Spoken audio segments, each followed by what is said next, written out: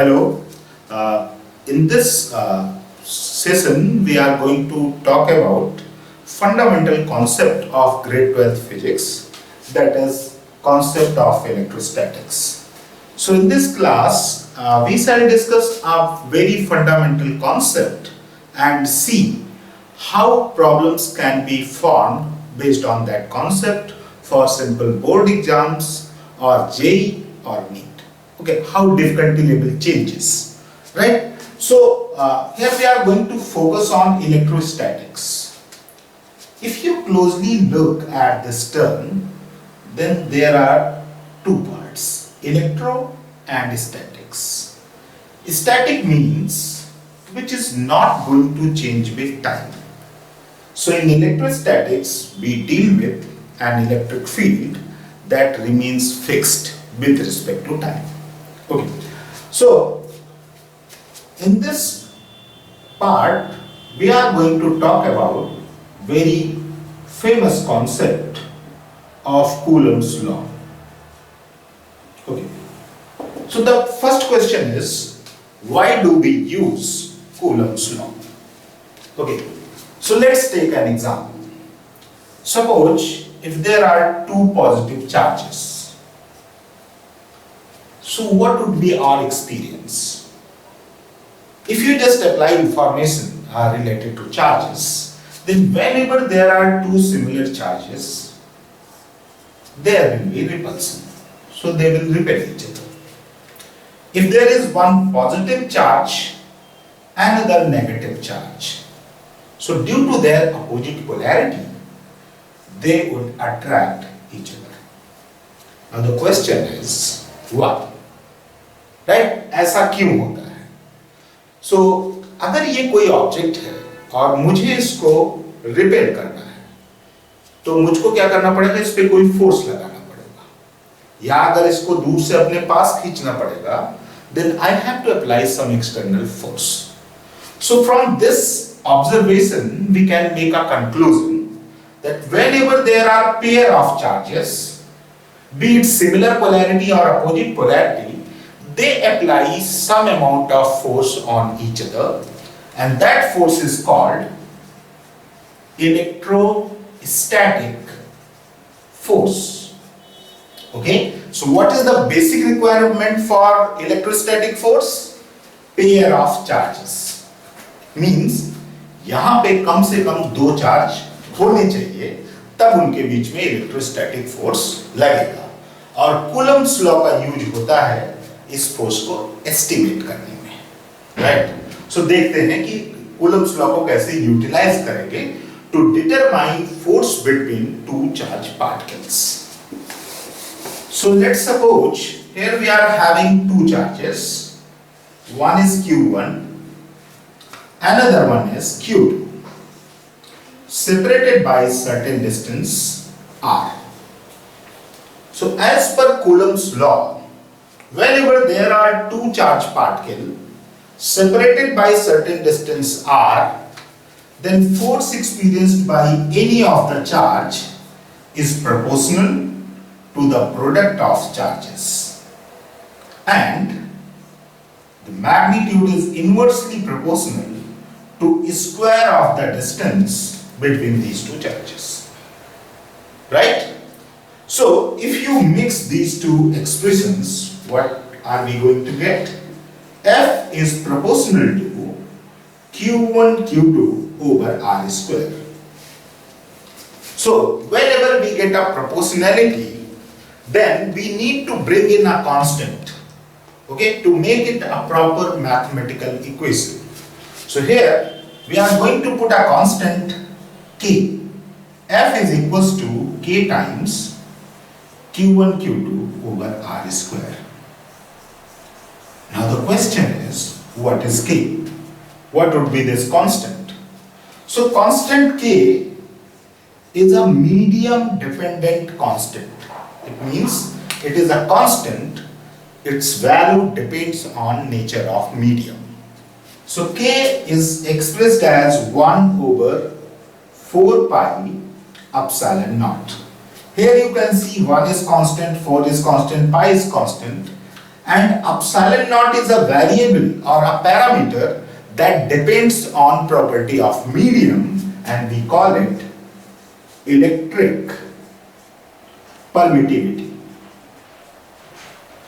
Right? Electric permittivity. So for free space, means air or vacuum, value of this medium is 8.85 into 10 to power minus 12 for epsilon naught. So if you solve this expression completely, then value of K is 9 into 10 to power 9 Newton meter square per coulomb square. Okay, so when we solve problem, in most of the cases we are going to get free space, so we can replace value of K as 9 into 10 to power 9. So this is our final expression for magnitude of force between two charged particles. तो यहां से देखिए हमको क्या मिल गया, एक formula जिसकी help से हम दो पार्टिकल के बीच में लगने वाले फोर्स का मैग्नीट्यूड पता कर सकते हैं. बट अब आपको ये सोचना है कि फोर्स का नेचर क्या है. Is it a vector quantity or scalar quantity? Right. So force is a vector quantity, and whenever we deal with a vector quantity, we must take care of its magnitude and direction as well. तो यहां से जो equation मिला है, इससे आपको magnitude तो force का मिल रहा है लेकिन डायरेक्शन नहीं मिल रही है. So we need to work on it. So let's check. अभी मैं इस पार्ट को रिमूव कर देता हूं यहां से, and we shall keep this final result F equals to K Q1 Q2 over R square.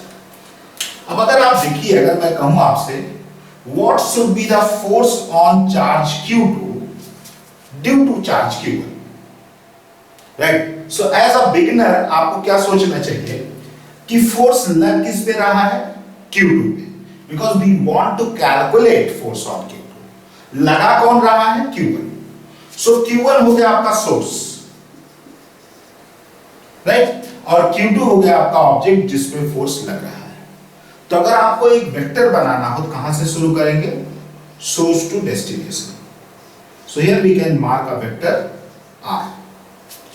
Now if Q1 and Q2 are both are positive, तो Q2 क्या करेगा? रिपल्सन फोर्स एक्सपीरियंस करेगा, राइट? तो फोर्स की भी direction क्या होगी? इस डायरेक्शन में होगी.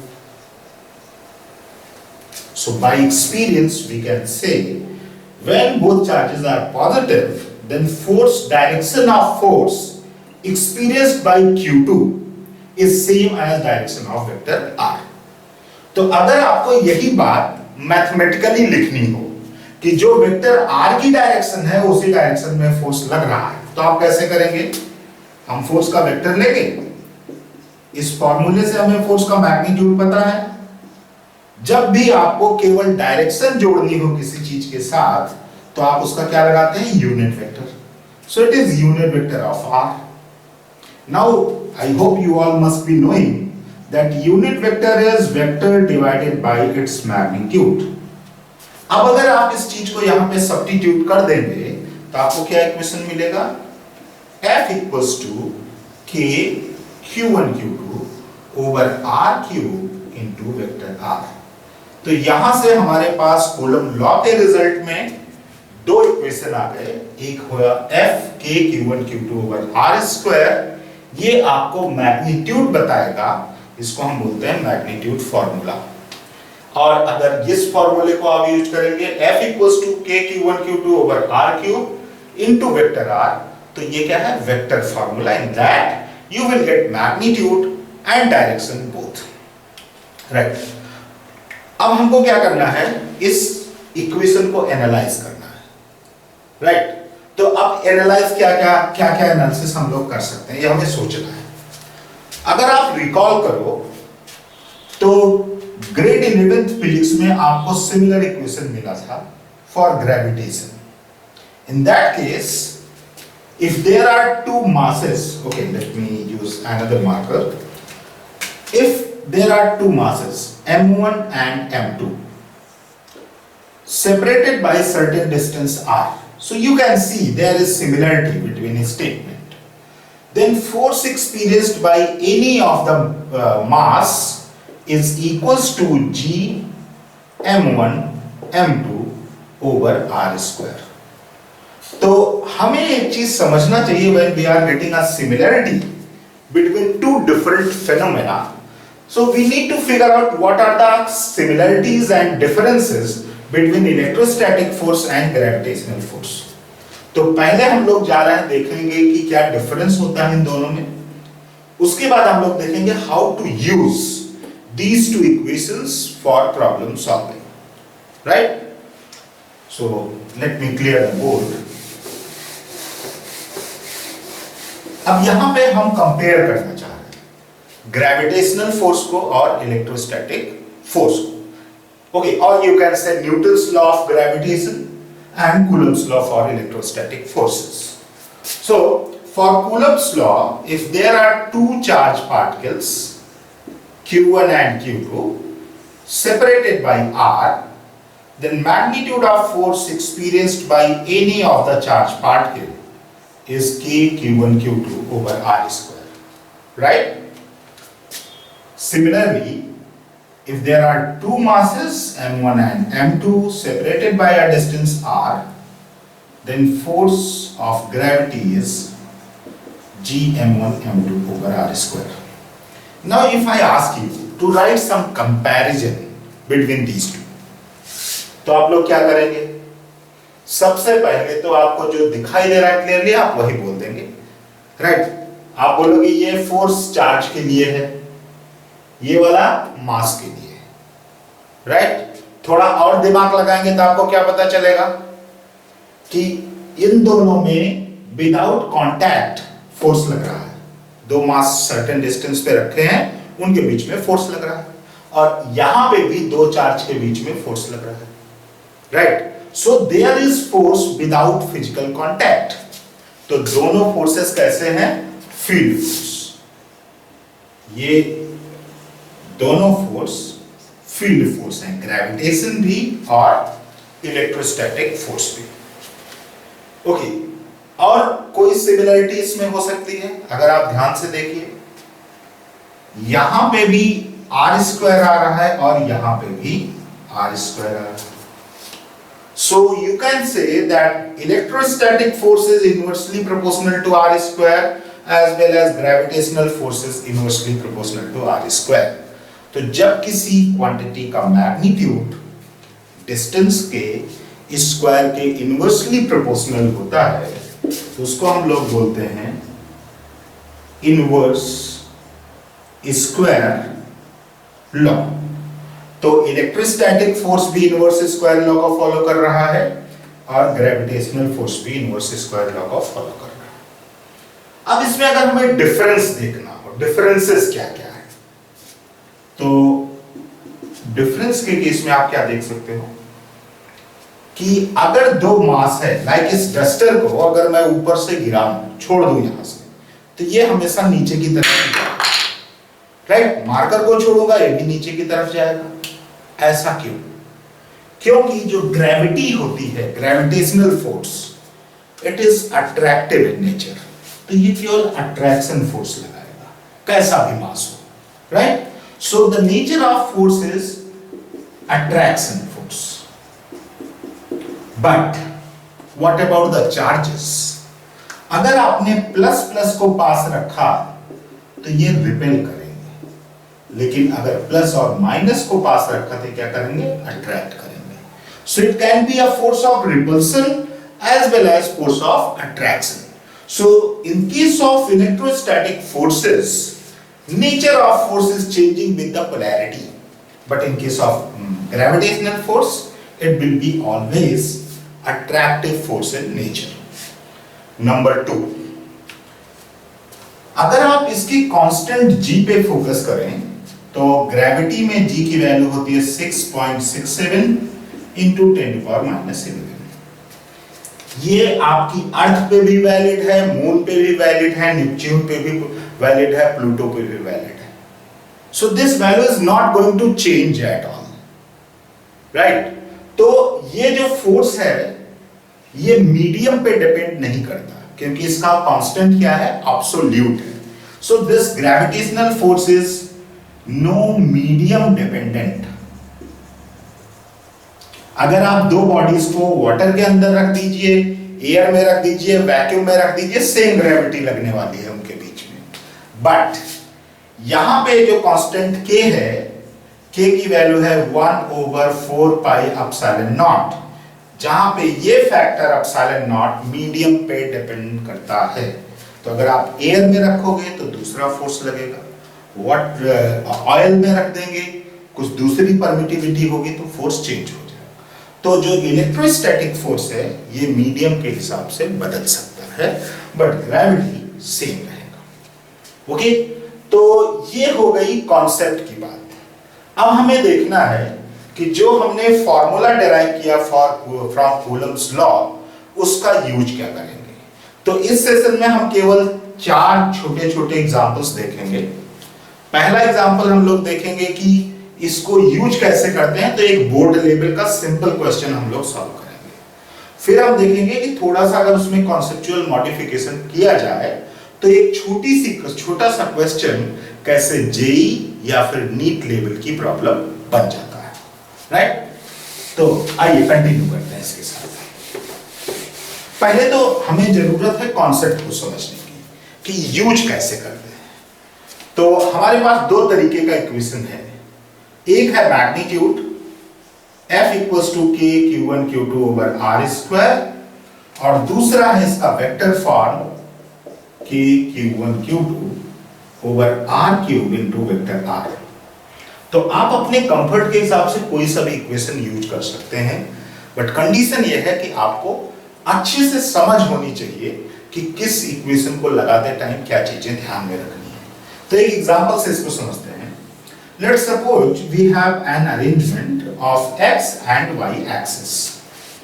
On y and on origin there is a charge of +2 coulomb, and there is another charge placed at certain distance, let's say 2, 0, and its magnitude is -2 coulomb.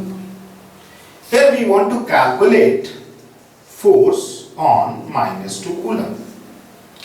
अब हम इस प्रॉब्लम को सॉल्व करने के लिए कोशिश करेंगे पहली मेथड से भी और दूसरी से भी, ओके, जिससे कि हमें प्रोसेस समझ में आ जाए। तो पहला काम, अगर आप केवल मैग्नीट्यूड फॉर्मूला यूज करने जा रहे हैं तो आपको q1 q2 तो पता है, आपको क्या चाहिए, डिस्टेंस। अगर इन दो पॉइंट का कोऑर्डिनेट पता है तो आप इजीली डिस्टेंस निकाल सकते हैं। डिस्टेंस कितनी होगी, 2, राइट। कुछ भी यूनिट हो सकती है, अभी मैं सिंपल यूनिट में इसको ले रहा हूं। अब हमारे पास मैग्नीट्यूड फॉर्मूला है F equals to k q1 q2 over r square. मैंने आपको बताया था कि अगर आप फ्री स्पेस लेंगे तो k की वैल्यू होगी 9 × 10⁹। यहां आपने ले लिया 9 × 10⁹। अब q1 q2 की वैल्यू सब्स्टिट्यूट करनी है, तो क्या मुझे q1 की जगह +2 और q2 की जगह -2 लिखना चाहिए या सिंपल 2 and 2 लिखना चाहिए, राइट। तो आपको हमेशा क्या चीज ध्यान में रखनी है कि whenever you are calculating magnitude of any vector quantity, केवल फोर्स ही नहीं, कोई वेक्टर क्वांटिटी हो, जब आप उसका मैग्नीट्यूड कैलकुलेट कर रहे होंगे उस टाइम पे आप पोलैरिटीज पे ध्यान नहीं देंगे। अगर आपने पोलैरिटीज पे ध्यान दिया तो आपको गलत आंसर मिलेगा, राइट। तो आप क्या करोगे, q1 की जगह भी 2 लिखेंगे और q2 की जगह भी 2 लिखेंगे। नीचे क्या आ गया, r स्क्वायर, तो होगा 2 का स्क्वायर। क्या आंसर आया, 9 × 10⁹।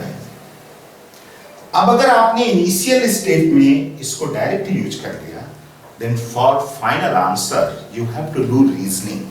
अब रीजनिंग कैसे करेंगे, देखिए, ये प्लस चार्ज है, माइनस चार्ज है, तो फोर्स कैसा होगा, अट्रैक्शन का होगा, राइट। अगर अट्रैक्शन का फोर्स होगा तो किधर लगेगा, इधर लगेगा, लेफ्ट साइड में। इसका मतलब x के अपोजिट लग रहा है। x को वेक्टर फॉर्म में आप क्या लिखते हो, i कैप। अगर अपोजिट में लग रहा है तो क्या लिखेंगे, -i कैप। तो आपका जो फाइनल आंसर होगा F equals to -9 × 10⁹ × i cap. तो ये आपको सावधानी बरतनी है जब आप मैग्नीट्यूड फॉर्मूला का यूज करेंगे, कि पोलैरिटी नहीं रखनी है, सॉल्व कर लीजिए, बाद में लॉजिकल एनालिसिस लगा के आंसर अपना निकाल लीजिए। दूसरी चीज, अगर आप इस फॉर्मूले को यूज करना चाहें तो प्रॉब्लम को कैसे सॉल्व करेंगे। वेक्टर फॉर्मूला किसी भी क्वांटिटी का बहुत ही पावरफुल टूल है, because when you get a problem of multiple charges, like यहां पे अगर 3-4 चार्ज और होते फिर आपको फोर्स निकालना होता। In that case vector formula is very helpful, because force is a vector quantity and for net force you need to add them all, right? So vector formula is powerful, but whenever you are going to use a formula, then first of all, very first step, you have to calculate vector r. Okay, although ये बहुत ही elementary चीज है, लेकिन आपको पता होनी चाहिए, right? क्योंकि हम लोग बहुत सारी चीजें कैजुअली ले लेते हैं। यहाँ पे पहला काम है आपको वेक्टर निकालना। कोई भी वेक्टर आप तब निकाल पाएंगे जब आपको इनिशियल और फाइनल पॉइंट पता हो। तो आप अपने आप से क्वेश्चन कीजिए, मुझे फोर्स किस पे निकालना है? फोर्स निकालना है -2 कूलम पे, तो फोर्स लगाएगा कौन? +2 कूलम। तो ये हो गया सोर्स और ये क्या हो गया? डेस्टिनेशन। तो आप एक वेक्टर ज्वाइंट कर दीजिए यहां से यहां। अब अगर वेक्टर का टेल +2 पे है और हेड -2 पे, tail is 0 0 and head is 2 0, तो वेक्टर क्या होगा? पहला काम यही आपको करना है बिना किसी मिस्टेक के। तो वेक्टर r होगा final point minus initial point. तो x कोऑर्डिनेट 2 है और इसका y x कोऑर्डिनेट 0 है, तो 2 - 0, i कैप।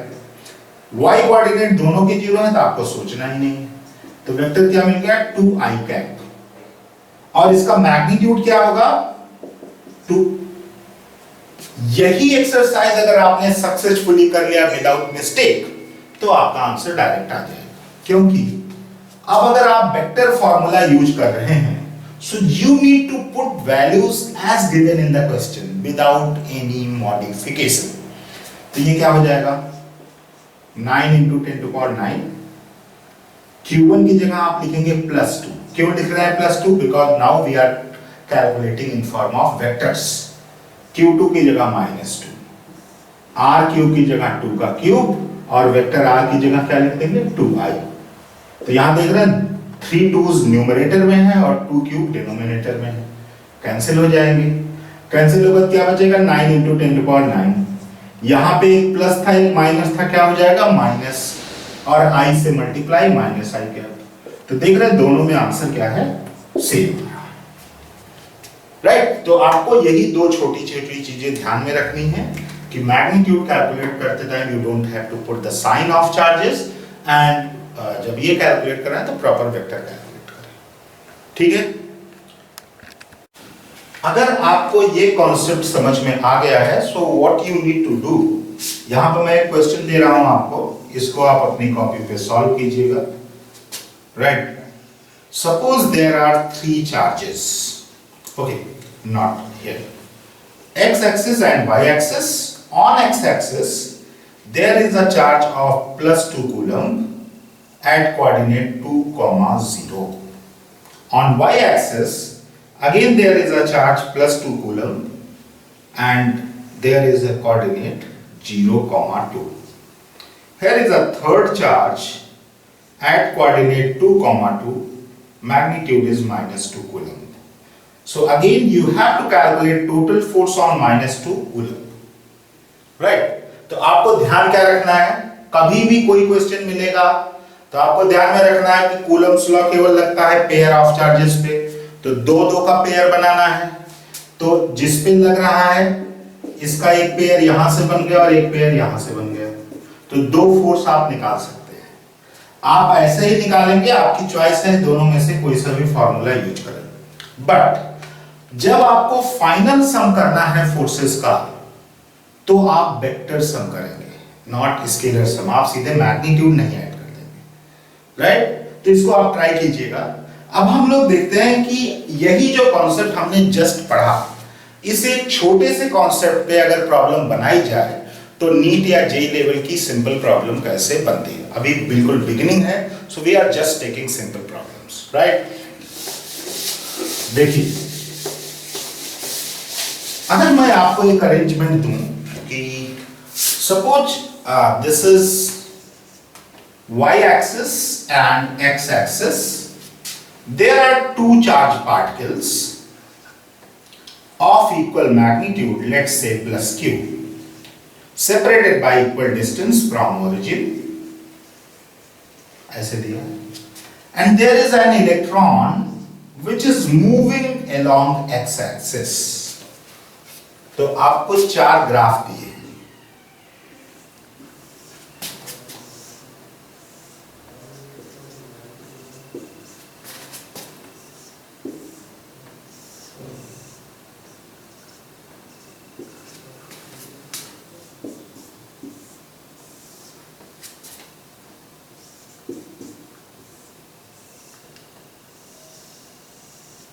आपको ये 4 ग्राफ्स हैं जिसमें कि y एक्सिस पे मैग्नीट्यूड है और x एक्सिस पे पोजीशन है.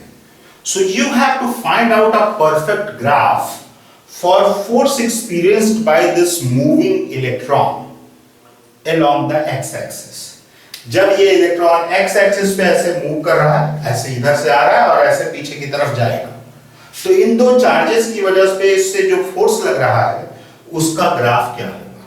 एक मिनट आप सोचिए और जरा देखिए क्या आएगा आपका आंसर. राइट, तो यहां पे देखिए आपके दिमाग में पहली चीज क्या आएगी कि फोर्स का एक्सप्रेशन है k q1 q2 over r square.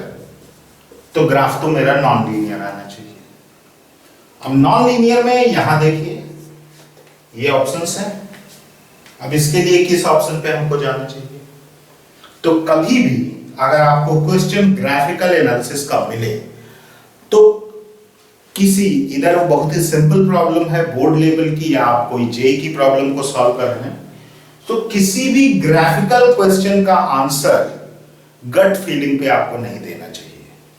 हमेशा ट्राई करो उसका एक मैथमेटिकल इक्वेशन बनाने का, और उस इक्वेशन को जब आप देखेंगे तो आपको एक प्रॉपर कॉन्फिडेंस होगा कि मेरा करेक्ट आंसर क्या होगा. So let's try to build up a mathematical equation for force experienced by this electron.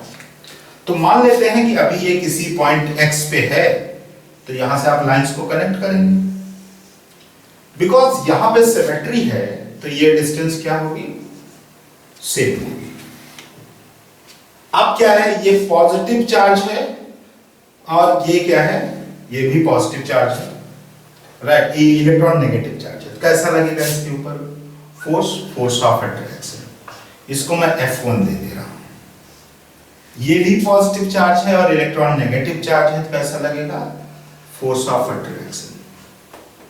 Okay, even मैं अगर आपको थोड़ा सा कंफ्यूज करना चाहूं तो मैं इसको नेगेटिव कर दूं. राइट, तो यहां पे फोर्स ऑफ रिपल्सन लग जाएगा F2. अब अगर आप डायरेक्ट सोचें तो F का इक्वेशन क्या लिखेंगे, F1 आप लिखेंगे k q1 q2 over r square. Okay, so q1 into e, और F2 लिखेंगे k q2 into e upon r square. अब अगर एक प्लस है एक माइनस है, तो अगर आपने डायरेक्ट सम कर दिया इसका तो ये प्लस हो जाएगा और ये माइनस क्या हो जाएगा, ये जीरो. आप कहोगे ये वाला ग्राफ सही है, बट ऐसी गलती नहीं करनी है आपको. रीजन इज, पहले ही मैंने बताया जब मैग्नीट्यूड कैलकुलेट करेंगे तो चार्ज का साइन नहीं रखेंगे. नंबर 2, फोर्स एक वेक्टर क्वांटिटी है तो वेक्टर क्वांटिटी का सम वेक्टर फॉर्म में ही करेंगे. So there is one force vector F1 and another force vector F2. तो जो है ये आप जब वेक्टर सम करोगे तो आपको ये फोर्स यहां पे मिलेगा F. Right, so from this analysis you can say that net force on this electron is not going to be zero. अब अगर जीरो नहीं होगा तो होगा क्या, फोर्स का जो मैग्नीट्यूड है प्रोपोर्शनल किसके है, 1 अपॉन r स्क्वायर के. तो जैसे ये इलेक्ट्रॉन इधर की तरफ आता जाएगा ये डिस्टेंस छोटी होती जाएगी तो r भी छोटा होता जाएगा. अब अगर आपका डिनोमिनेटर डिक्रीज हो रहा है और वो इनवर्सली प्रोपोर्शनल है तो क्या होगा, मैग्नीट्यूड इंक्रीज होगा. दो में इंक्रीज हो रहा है तो हमें चेक करना होगा यहां पे क्या फोर्स होगा जब ये जीरो पे पहुंचे. तो देखिए ये अट्रैक्ट करेगा तो फोर्स का वेक्टर ऊपर, और नीचे वाला माइनस चार्ज रिपेल करेगा तो फोर्स का वेक्टर ऊपर। तो टोटल फोर्स क्या हो जाएगा? मैक्सिमम हो जाएगा। तो जब ये ओरिजिन पे पहुंचेगा तो फोर्स मैक्सिमम होगा, और जब यहां से डिपार्ट करेगा तो फिर देखिए आर की वैल्यू क्या होगी? इंक्रीज करने लगेगी, तो फोर्स क्या होगा? डिक्रीज होने लगेगा। इसलिए ये वाला ग्राफ करेक्ट है for force experienced by this electron, right. तो यहां से आपको क्या आउटकम लेना चाहिए कि कभी भी अगर मल्टीपल चार्जेस की वजह से फोर्स लग रहा हो और मल्टीपल फोर्सेस हैं, तो उनका जो सम आप लोग लेंगे हमेशा वेक्टर सम करेंगे। एक और एग्जांपल देखते हैं इसकी, इसमें जिससे हमें और थोड़ी सी क्लैरिटी मिल जाए। ये एक नीट एग्जाम की प्रॉब्लम है, बेसिक नीट की प्रॉब्लम है। तो इसमें क्या है, एक हेक्सागन दिया है। नीट के क्वेश्चंस में क्या होता है, जेई और नीट का बेसिक डिफरेंस क्या होता है कि नीट के क्वेश्चन में लॉजिकल एबिलिटी आपकी ज्यादा चेक होती है, और जेई के क्वेश्चन में आपकी मैथमेटिकल एबिलिटी एक तरीके से ज्यादा चेक होती है। तो नीट में कैलकुलेशन डिफिकल्ट नहीं होती जनरली, आपको फिजिक्स प्लस रीजनिंग दोनों अप्लाई करना होता है। तो जैसे एक दिया हुआ है रेगुलर हेक्सागन।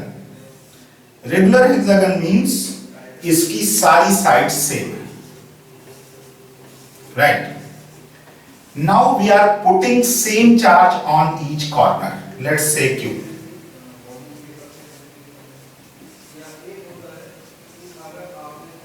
राइट।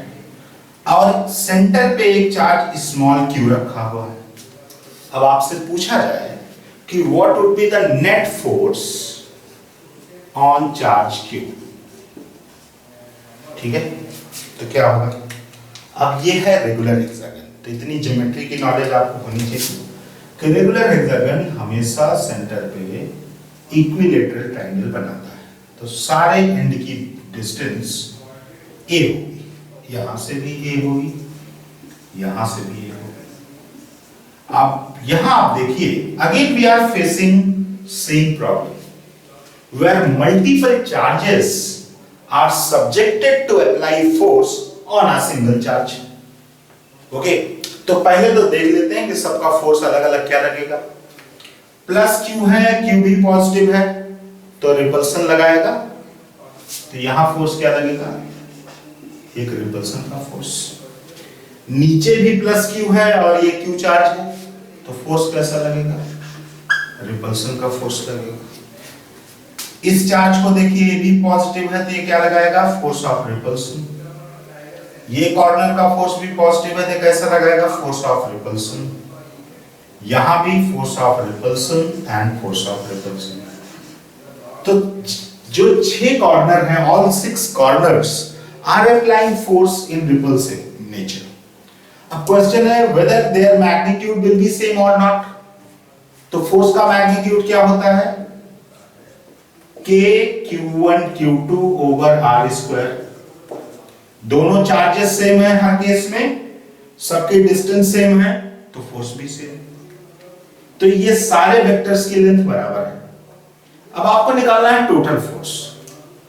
तो अगर आपने इसको निकाला कि 6 चार्ज फोर्स लगा रहे हैं, तो आंसर होना चाहिए 6 times of k q1 q2 over r square.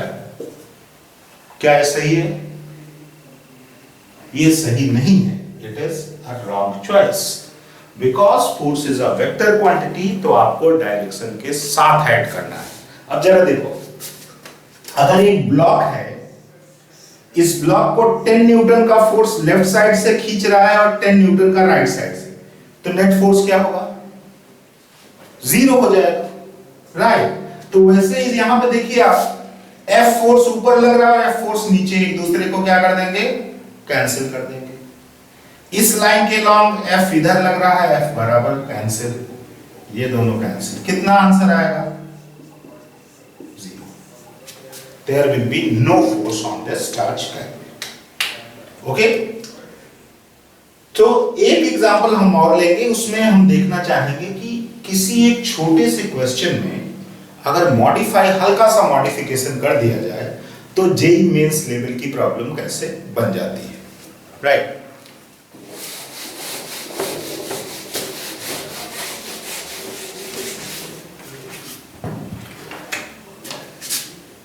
ये दिया है आपको, एक प्रॉब्लम दी है कि suppose we have an arrangement.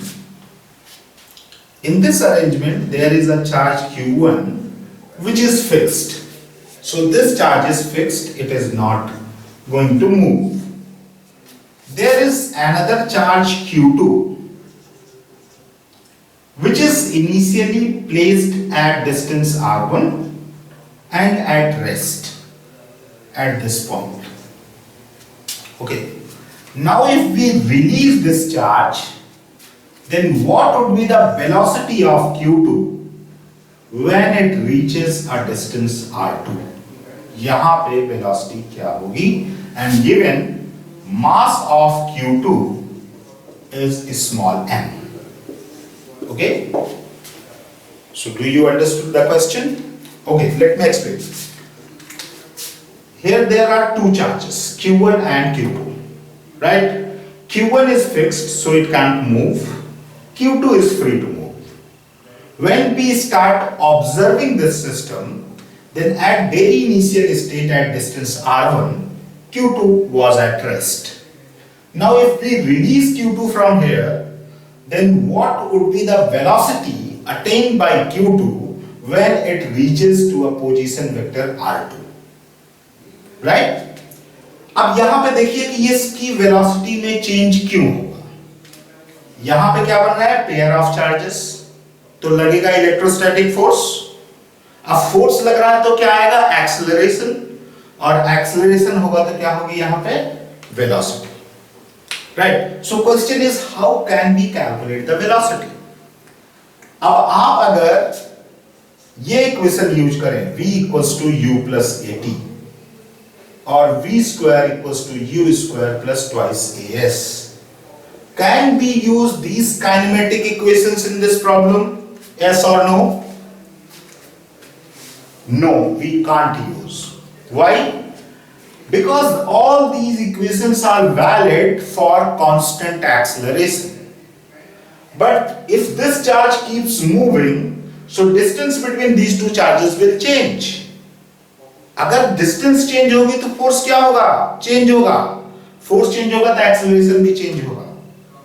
So you can't use all these equations. You have to go for differential form और इंस्टेंटेनियस वैल्यूज. तो कभी अगर आपको ऐसा क्वेश्चन मिले कि जहां चीजें बदल रही हैं, तो don't go for any well defined equations. Right? आपको करना क्या है? आप ऐसे इमेजिन कर लीजिए कि किसी टाइम इंस्टेंट पे ये चार्ज जो q2 है वो x डिस्टेंस पे है, तो फोर्स क्या होगा? Let's say force is fx. Let's talk about magnitude only because both are positive, so it is going to apply a force in x direction, so we don't need to bother about the directions, right? So fx is k q1 q2 over x square. Coulomb's law से अब force पता चल गया तो acceleration पता चल जाएगा.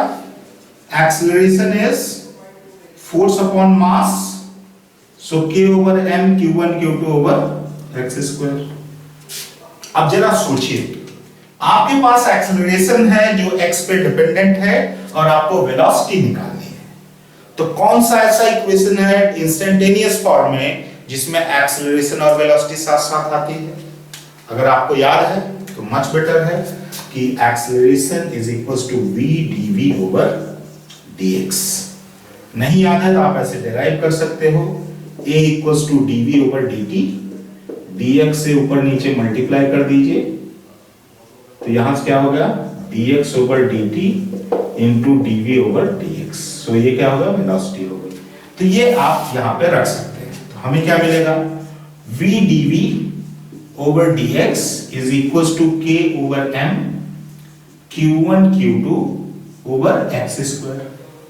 अब यहां से लिमिट को एडजस्ट कर दीजिए. चलिए मैं यहां राइट कर देता हूं. v dv is equals to k over m q1 q2 over x square into dx. अब आपको क्या करना है? You have to integrate it. Integrate पे लिमिट कैसे पुट करेंगे? जब डिस्टेंस r1 था तो इनिशियल वेलोसिटी क्या थी? 0. So when x is equals to r1, velocity is 0. We want to calculate velocity at point r2. So r1 to r2 and v to d, 0 to v. इसका integration क्या होगा? v square by 2. Limit कहां से कहां तक जाएगी? 0 to v. यहां पे k over m, q1 q2 constant है, और जब भी आप इंटीग्रेट करते हो dx ओवर x स्क्वायर, इसका इंटीग्रेशन क्या आता है? -1 ओवर x. ये क्या होगा? -1 over x, limit from r1 to r2. तो ये आपको मिल गया v square over 2 is equals to k over m, q1 q2, 1 over r1 -1 over r2. तो v की वैल्यू कितनी हो गई? Square root 2k over m into q1 q2 into 1 over r1 -1 over r2.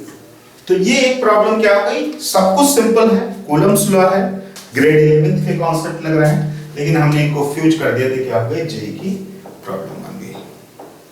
Right? So I think this much information is sufficient for understanding Coulomb's law. Thank you. Thanks a lot.